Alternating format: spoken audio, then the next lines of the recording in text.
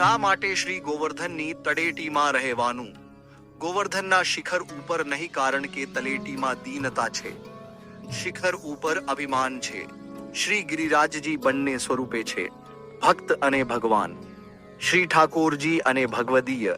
તેથી એમ સૂચવ્યું કે ભગવદીઓના ચરણ કમલમાં રહેવું, શ્રી ઠાકોરજીના ચરણ કમલમાં રહેવું. ચાચા હરિવંશજીનો એક પ્રસંગ છે. એકવાર ચાચાજી એક વૈષ્ણવ સાથે કાનિક કામ પ્રસંગે મથુરા આવ્યા છે. કામ પૂર્ણ થતા રાત પડી ગઈ. બંનેને રાત્રે જ ગોકુલ પહોંચવું જરૂરી છે. મથુરાના ઘાટ પર કોઈ નાવ નથી.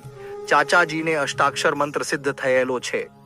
તેઓ પેલા વૈષ્ણવને કહે છે, હું જલ ઉપર ચાલું છું, તમે પણ મારા પગલે પહેલે મારી પાછળ ચાલજો અને અષ્ટાક્ષર મંત્રનું રટન કરજો. ચાચાજી અષ્ટાક્ષર મંત્ર બોલતા.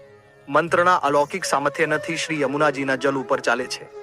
પાછળ પેલા વૈષ્ણવ પણ જલ ઉપર રસ્તો હોય તેમ ચાચાજીના પગલે પગલે ચાલ્યા જાય છે.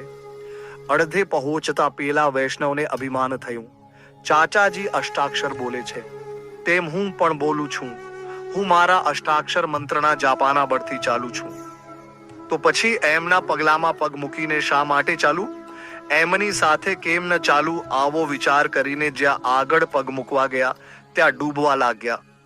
ચાચાજીએ હાથ પકડીને ખેંચી લીધા. કહે છે, શ્રી ઠાકોરજીને મેરી સુન લી હૈ, તેરી અબ સુનેંગે. જ્યાં સુધી તારી વાત શ્રી ઠાકોરજીએ સાંભળી નથી ત્યાં સુધી તું ઉતાવળ ના કર. આમ ભગવદીઓની બરાબરી ન કરવી. ભગવદીય થયા પછી, અલૌકિક સામર્થ્ય આવ્યા પછી એમની બરોબરી કરી શકાય.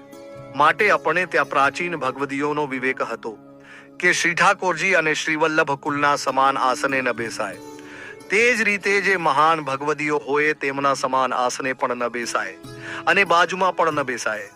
શ્રી હરિગુરુ વૈષ્ણવના ચરણમાં બેસાય, એમની ચરણ રજમાં બેસીશું તો એ ચરણ રજના પ્રતાપે સકલ સરિસા કાજ બધા કાયોએન સિદ્ધ થશે. માટે કહ્યું ગોવર્ધનન કી રહીએ તરેટી.